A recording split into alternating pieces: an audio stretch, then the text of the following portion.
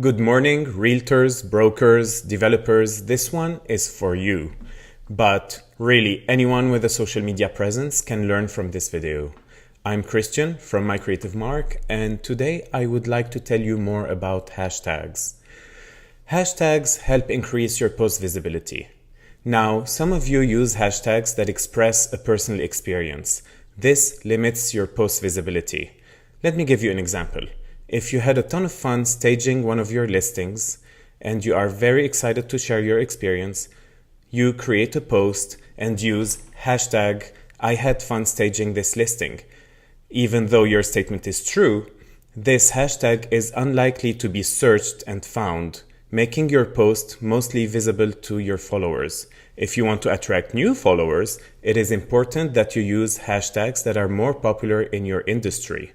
I've added a list of popular real estate hashtags in the description that you can use in your next post. I hope this was helpful. Again, this is Christian from My Creative Mark. Thanks for watching.